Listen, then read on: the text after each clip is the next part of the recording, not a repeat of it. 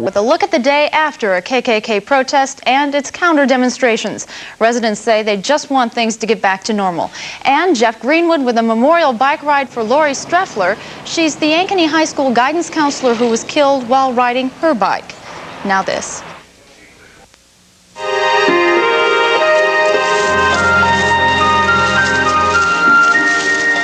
He said it would be like this. All the news, weather, and sports at 6. Ross Perot makes it an even dozen states as he gets on the ballot in Arkansas. Perot's version of an incident in his naval career comes under question, and the UN imposes sanctions on Serbia. This is the CBS Evening News. And this is Bob Schieffer reporting. Good evening. Ross Perot flew into Democratic frontrunner Bill Clinton's home state of Arkansas today, officially qualified to get on the ballot there, and told a campaign rally of several thousand supporters, "I am ready to climb into the ring if you're all in there with me." It was the closest the maverick candidate has come to declaring officially that he'll be a candidate.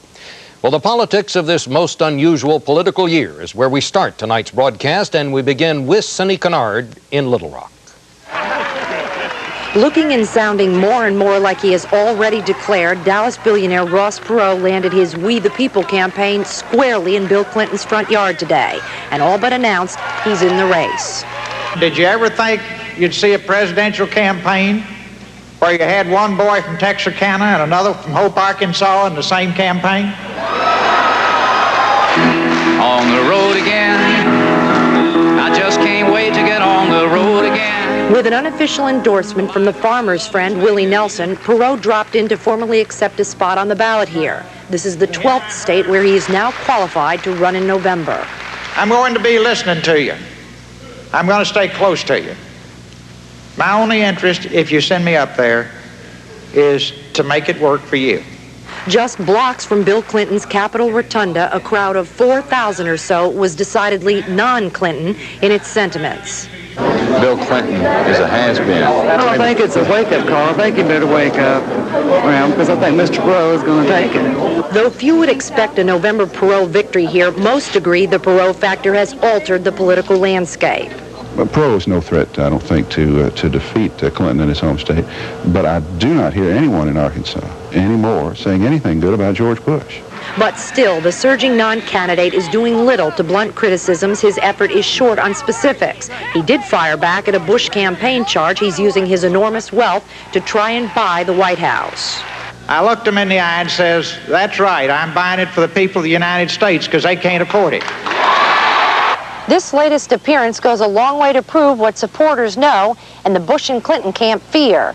It's likely to be a three-way race in a year when outsiders are attractive and a volatile electorate is seeking nothing but change. Cindy Kennard, CBS News, Little Rock.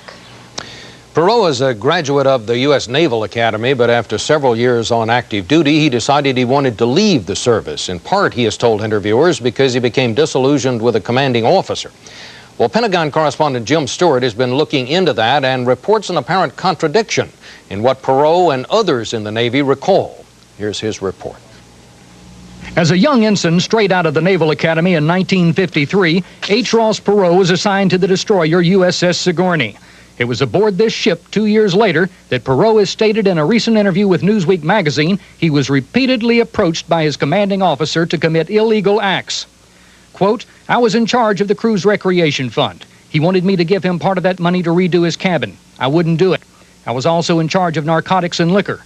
If we were at sea any length of time, he wanted liquor. End quote. Perot, a junior officer at the time, says he adamantly refused. Just as adamantly today, retired Navy Commander Gerald Scott tells CBS News none of it ever happened and is shocked by Perot's claim. I can say that is absolutely and unequivocally false. Absolutely flabbergasted, and I wonder if we were on the same ship. Obviously we were, but nothing jibes in my memory. I would never take shortcuts or do anything that would not meet the high standards of the Navy. Scott said he could never recall Perot being in charge of the ship's recreation fund and that Perot had no authority over the Sigourney's controlled substances. Informed of Commander Scott's statement today, Mr. Perot responded through a spokesperson that he has never publicly identified by name the officer he accused and will not do so now. It is clear from naval records, however, that Mr. Perot served aboard the Sigourney under 2 skippers. The first, now deceased, is known to have thought highly of the young Perot. The second was Commander Scott. Retired Naval Officer John Leinert is the son of Perot's first commanding officer. The scuttlebutt, the chat, the gossip, if you will, was that the person that relieved my father, there was a problem. At issue is a conflict between a junior officer and his commander, a problem which Commander Scott says never happened and which Mr. Perot declines to discuss any further. It came at a crucial time during Perot's naval career while Scott was writing Perot's confidential officer efficiency reports and at the same time that Perot was writing his father, asking him for political help in getting out of the Navy early. He eventually served his 4 years and left in 1957. Commander Scott stayed in a full 20 years and received a commendation for his command of the Sigourney. He had counted himself a Perot supporter and had collected signatures to place Perot on the California ballot. I remember in the wardroom, we called him, or I called him Little Henry or Hank. I think, to sum it up, he was a good officer. I think all of the officers in my wardroom were very good. Campaigning today in Arkansas, Mr. Perot said through his spokesperson he would not answer any more questions about the issue. It has absolutely no relevance, Mr. Perot said. Jim Stewart, CBS News, the Pentagon. While Ross Perot was on Bill Clinton's home turf today, Bill Clinton was in California, but he too was thinking Perot. Scott Pelley now with that. In California, Bill Clinton is now developing a careful strategy to take on the popular candidacy of Ross Perot. The goal is to paint the Texas billionaire as inexperienced in government and intolerant in his beliefs. Whether it is an independent candidate or a Republican candidate, trying to divide the people of this country by race, by region, by sexual orientation, by age, by income. Tell them, no, we will not do it. Ross Perot's a very good politician, but Bill Clinton's the governor who's been in the arena, who's got a record of achievement, who knows how to get things done. So far, Perot's popularity is untouched. From Palm Springs to LA's riot-scarred inner city, voters are signing up to put Perot on the November ballot. I really like Bill Clinton. I really like him. But to be very candid with you, I don't think he can beat Bush. Perot's appeal reaches even into the halls of Democratic power. Willie Brown, Speaker of the state legislature, believes the party needs Perot as Clinton's running mate. We can't afford to lose one of those voters. And if it takes making book with Ross Perot, maybe we ought to consider doing that. But Perot won't consider it. So Democrats are now faced with finding another way to develop Clinton momentum. He's got to reintroduce himself to the voters. But because of Perot, maybe even more important, he's got to convince the voters that they want to know him. Clinton still faces Jerry Brown in California, and the race could be close. I don't think that Mr. Clinton can carry the tradition of our party, can reach out to those millions of people who used to vote Democrat. Clinton does not need to win California in order to clinch the Democratic nomination on Tuesday.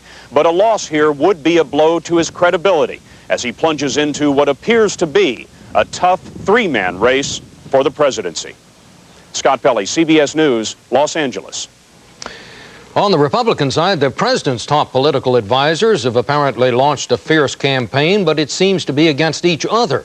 Reports began filtering out last night and showed up today in several publications that the president's campaign chairman wants to dump the president's top man at the White House and several other key aides. White House correspondent Susan Spencer is in California and is on that case. Susan?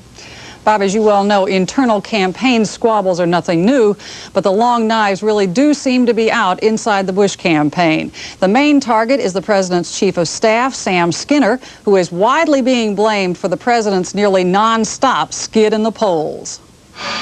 In California today, Mr. Bush was asked about the most recent sign of big trouble. reports that campaign chairman Robert Mosbacher wants Secretary of State James Baker to come charging in to the campaign's rescue. Mr. President, did Mr. Mosbacher tell you that Mr. Skinner should be replaced? No, absolutely not. Glad you asked. Normally I don't like this question. Absolutely not. Added a White House spokesman, the president is very satisfied with the conduct of the White House and campaign staffs. He may be the only one. Supporters have watched with dismay as Mr. Bush's political fortunes have fallen despite an improving economy. They have despaired at the president's seemingly blasé attitude toward Ross Perot, who is dominating news coverage and drowning out Mr. Bush's message. But some think the problem is less the campaign than the candidate. He doesn't seem to know where he wants to take the country, and whether he does or not, if he wants to continue as president, he has to be able to project to the public that he does know.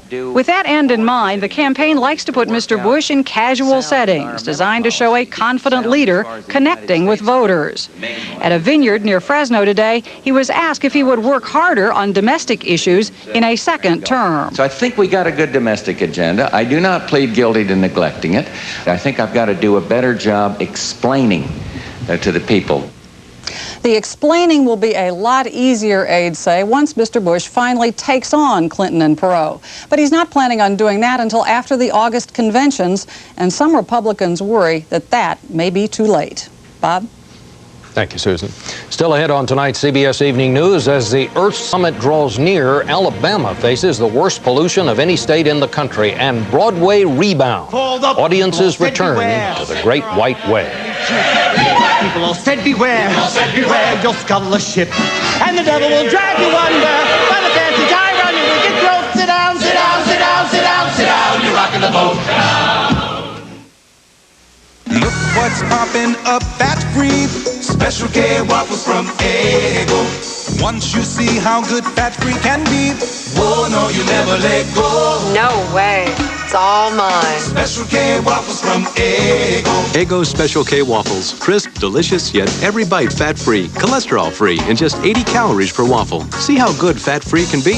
Whoa, no, you never let go. Nah. Special K waffles from Eggo. $1 million, $10 million, millions of dollars in prizes. There's going to be a new millionaire at American Family next month.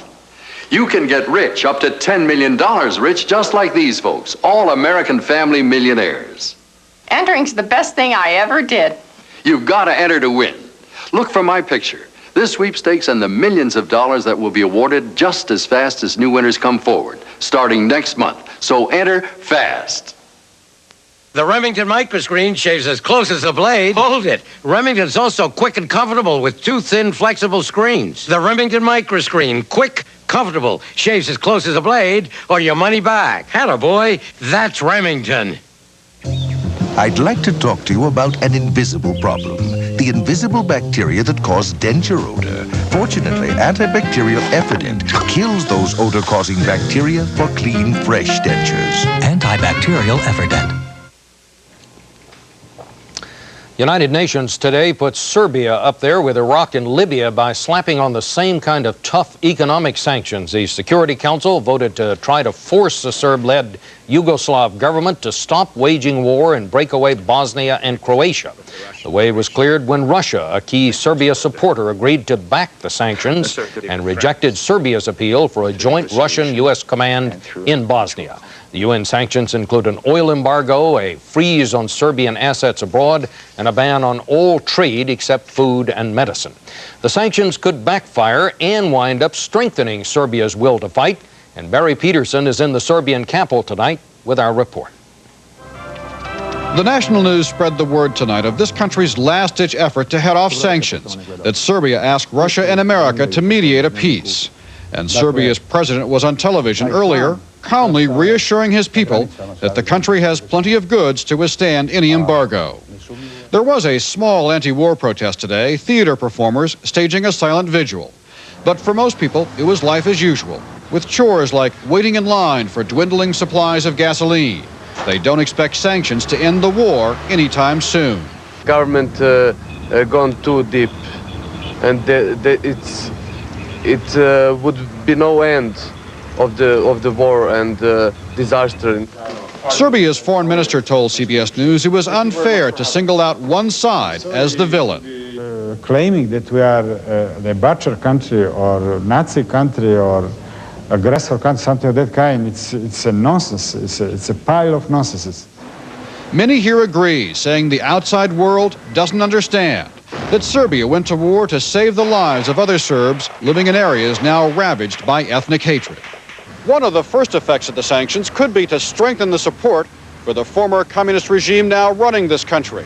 The government can portray itself as standing up to the outside world, defending Serbia's national pride, us against them, and use that to fire up patriotic fervor and keep this war raging on. Barry Peterson, CBS News, Belgrade.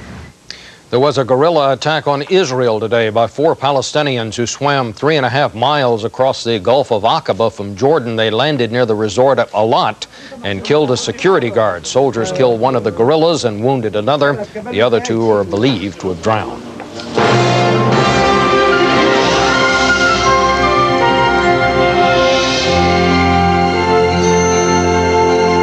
You're not going to go home and leave this half finished, are you? I got 6 days, Dad. We'll make it.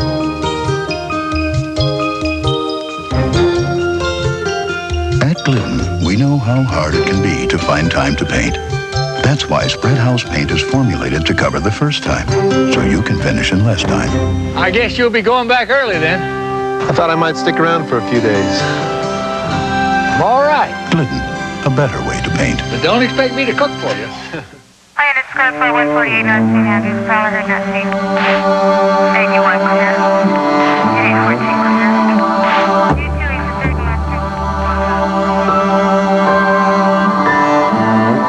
30 Of all the things around your house that need batteries, there's one thing that needs a good, fresh battery most of all. See your Allstate agent for a free home fire safety brochure. And please, check the battery in your smoke detector often. You could ease up a little. Table for 2 in about 5 minutes. Mr. Douglas, I have your table. But you're not gonna. You could stop being a perfectionist. But you're not gonna. You're not gonna change because of heartburn, and you don't have to. There's something new that's like no ordinary antacid. New Maalox Heartburn Relief. It stops the burning and helps keep it from coming back. So get on with life like you're gonna live it. New Maalox Heartburn Relief is made for you. Join General Norman Schwarzkopf as he follows the footsteps of the legendary generals of World War II. The Year of the Generals with Charles Perot, Thursday at 9. With the International Earth Summit set to get underway next week in Brazil, the White House says it will not sign a treaty aimed at protecting the world's plants, animals, and natural resources. The Bush administration says the treaty is, quote, fundamentally flawed. Meantime, environmentalists are turning their attention to a toxic hotspot in America's own backyard. Doug Tennell reports. Even if you know Alabama, its old southern charm, green rolling hills, and its abundant wildlife, you may not know it also has a darker side. Well, Alabama has, over the years, kind of developed into a third world country within our own nation. In a recent ranking of each state's environmental policies called the Green Index, Alabama finished dead last. It was cited for poor air quality, water pollution, violations in storing hazardous wastes, and weak legislation to remedy these multiple environmental ills. The reasons go all the way back to Reconstruction after the Civil War, when everybody here was anxious for economic development. Timber and energy-related companies were the biggest employers around, and they've had just about free rein in Alabama's legislature ever since. The problem comes from our state environmental agency, ADEM. They are given permits, particularly some of the larger industries, to dump literally tens of tons of pollution per day into the waterways. Mobile Bay, once the source of 10% of the nation's shellfish, today vast stretches of the historic shellfish beds have been closed due to water pollution. It's so bad that local fishermen say it is turning oysters green. In a lawsuit against the state, Attorney Vaughn will present that as evidence, as seen in this videotape. Something, either some kind of chemical or waste has caused this in Upper Mobile Bay. Probably field back. You can see back in here. Look Look at that. Upstream at Selma, the site of fishermen along the banks of the Alabama River, belies the fact that these are troubled waters. This paper mill dumps tons of waste into the river, and some is known to contain highly toxic substances. And Alabama also hosts the nation's largest toxic waste dump at Emel. 1 billion pounds of the country's most dangerous garbage finds its way here every year. We cannot any longer afford to say we want industry at any price. And if we don't start now doing something about Alabama's environment, again, it may be irretrievable for future generations. The tragedy is that Alabama is a state that has so much to lose. Doug Tennell, CBS News, Montgomery. For the next 2 weeks, incidentally, all CBS News broadcasts will be focusing on the environment in a series of special reports called Eye on the Earth.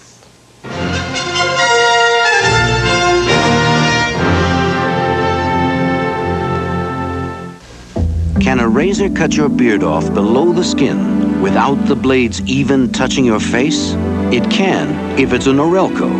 Norelco's patented lift and cut system lifts the hair, so when it's cut, it can actually drop below skin level without the blades even touching your face. Are you getting a shave this incredibly close and exceptionally comfortable? You are when you shave with Norelco. Norelco, we make close comfortable. They're all yours. Very funny. Open the door, please, right now. Open. Hi. Excuse me. Hello, Domino's? Call now for America's favorite pizza feast with pepperoni, sausage, and mushroom. A medium's just $8.99. I've got a Domino's pizza. Nobody knows like Domino's. How you like pizza at home?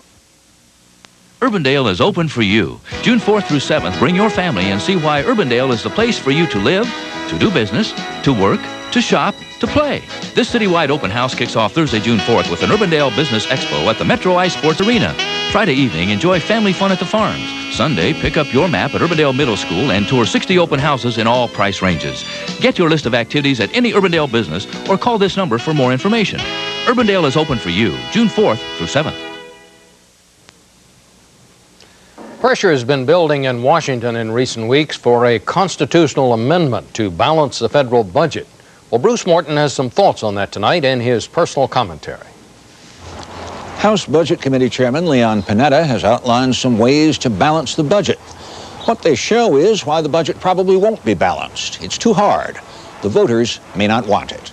Panetta offers options: balance the budget through spending cuts alone or through various combinations of cuts and tax increases. The tax increases include hikes in corporate and individual income taxes, limits on deductions for middle-class taxpayers, and maybe a national sales tax. The spending cuts would leave Washington littered with dead sacred cows.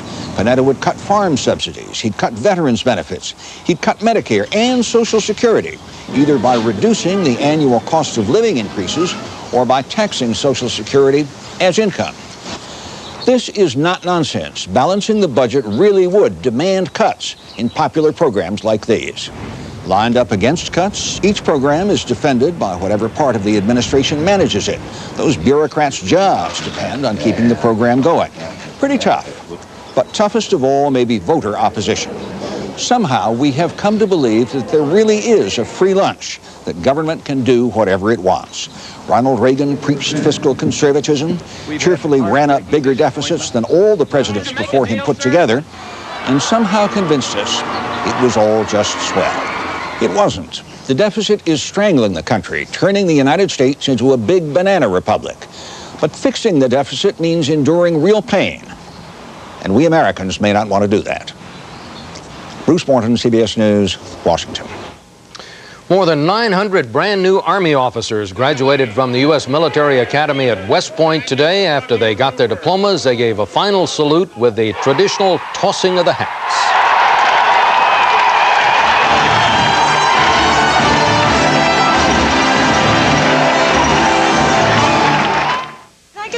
Perfect. Back in 5, Stephanie? When you're trying to eat right, days like this are a disaster. Is this it?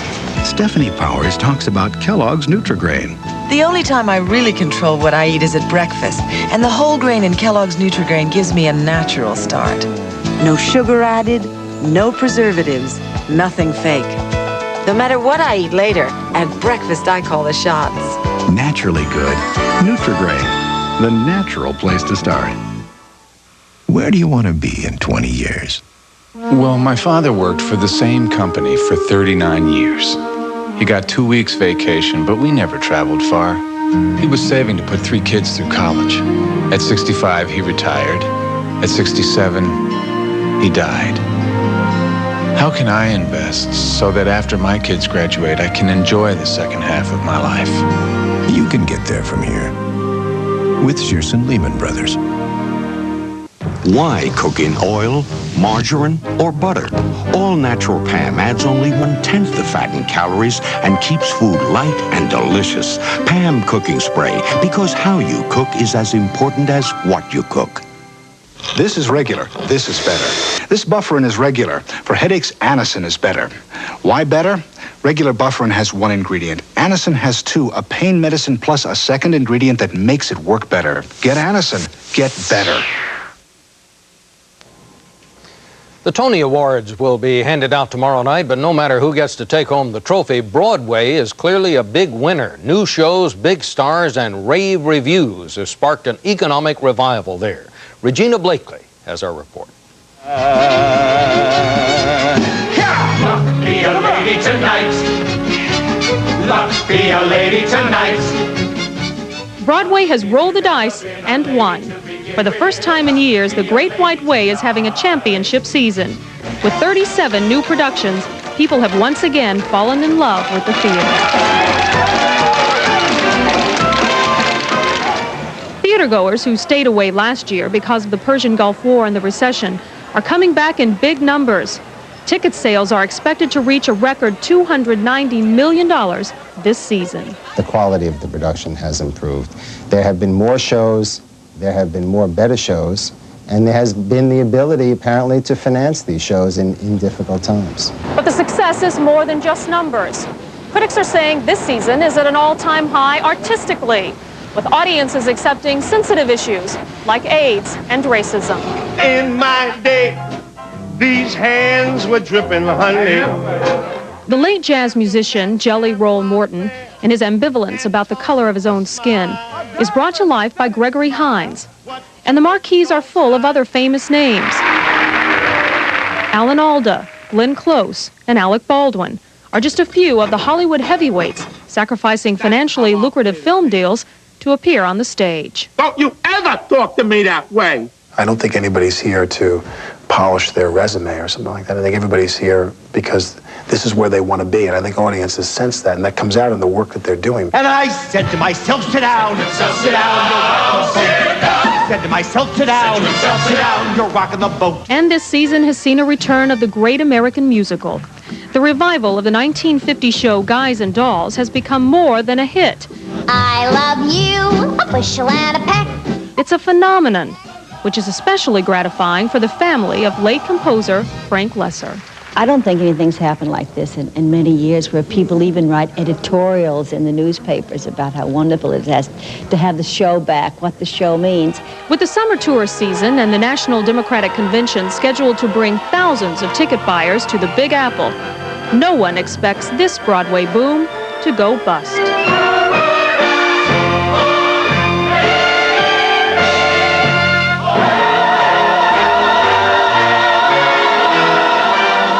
Regina Blakely, CBS News, New York.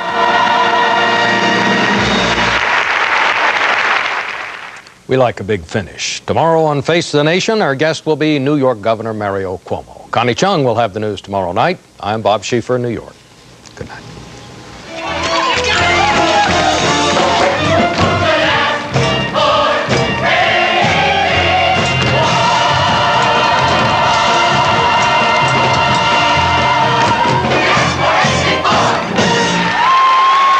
A tournament where the scores are low and the drama is high. The Kemper Open, continuing tomorrow on CBS Sports. This is CBS.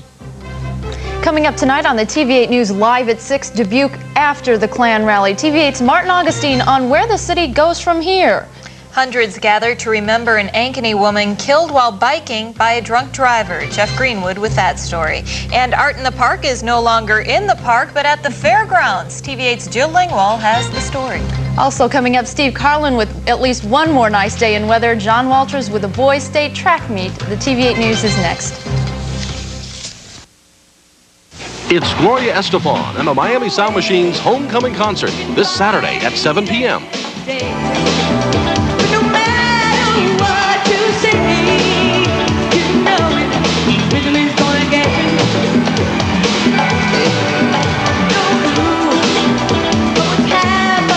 Join Gloria Estefan and the Miami Sound Machine as they celebrate their return home to Miami from their sold-out world tour this Saturday at 7 p.m. here on TV8. When severe weather strikes, count on the most experienced weather team in central Iowa. Connie McBurney, John McLaughlin, Steve Carlin, and Sarah Jarvis. And now, with TV8's new weather symbols, find out about official watches immediately. If there's a severe thunderstorm or tornado watch in the TV8 viewing area, the symbols will appear in the corner of your TV screen. Severe weather can happen anytime. Count on the TV8 weather team. They'll get you through the storm. Thank you for watching KCCI TV8 in Des Moines. And now from TV8, Iowa's news leader, Steve Oswald, Sarah Jarvis, Steve Carlin with weather, and Jeff Johnson sports. This is TV8 News, live at 6. Good evening, and thanks for joining us. Steve Oswald has the night off. It's a time for healing in Dubuque following last night's noisy and sometimes violent Ku Klux Klan rally and counter-demonstration. The Klan rally heightened the tense racial feelings in the northeast Iowa city. TV8's Martin Augustine has been in Dubuque covering the rally and what led up to it. He brings us this report. I pledge allegiance to the flag of the United States of America. It will take a lot of time to heal the emotional wounds here in Dubuque. However, the large and noisy turnout of anti-Klan protesters may help. But Klan leader Thomas Robb still believes he has a core of followers in Dubuque, their numbers bolstered by young people and teenagers who see the Klan as promoters of white culture. They don't believe in mixing, mixing colors or whatever, that's why, why are they on separate side of the world than us? Lines of police kept the angry protesters apart from Klan supporters. Police remained on edge, but not until the rally ended were they needed. A scuffle between a Klan supporter and a black man sent people into the streets and the cops into action. Leave the area! Take it out! Let him go! Let him go! While cops broke up the crowd, a man was wrestled to the ground after throwing an egg at the Klan. The scuffles have prompted Robb to say he may file a hate crime complaint against anti-Klan activists. Washington Square Park's noisy rally is in sharp contrast with today. A stone marker in the park commemorates a chapel that once stood here. Ironically, the marker's plaque says the church stood for, quote, an early spirit of civic concerns, ecumenism, and racial integration. Because I'm a white man that says I love my heritage and culture and want to preserve that for my children and future generations of white children, somehow they want to shut me down. Just because your skin's black, it shouldn't matter one way or the other. Klan come and they deserve their say, but you don't have to believe with what they feel. Dubuque now is at a crossroads. There is a Klan movement here, but also a larger anti-Klan movement. The choice now for Dubuque is which road to take. Martin Augustine, TV8 News, Dubuque. Dubuque police say they have not received a hate crime complaint from Thomas Robb. A Central Iowa man is expected to be charged with first-degree murder in the death of his 3-year-old son. Investigators say Marvin Harlow may have forced his son Dustin to swallow a lethal dose of prescription drugs. The little boy's body was found in the backseat of his father's car near some railroad tracks near Allerton in southern Iowa. Marvin Harlow remains at a Des Moines hospital undergoing psychiatric evaluation. Maytag and its union workers are trying to head off the possibility of a strike. The company and union officials are trying to negotiate a contract before Monday, and talks affect 2,000 workers. Union officials say the members have authorized a strike, but if there is no agreement by the deadline, a strike does not have to be ordered. Well, Des Moines is under consideration for a new company that could hire from 20 to 300 workers. EDS Corporation says it's considering establishing a center near Des Moines to provide computer services to Iowa insurance companies. Iowa insurance and economic development officials say talks are in the exploratory stage. Well, two Central Iowa high schools shared something in common today. They shared a love for bicycle riding.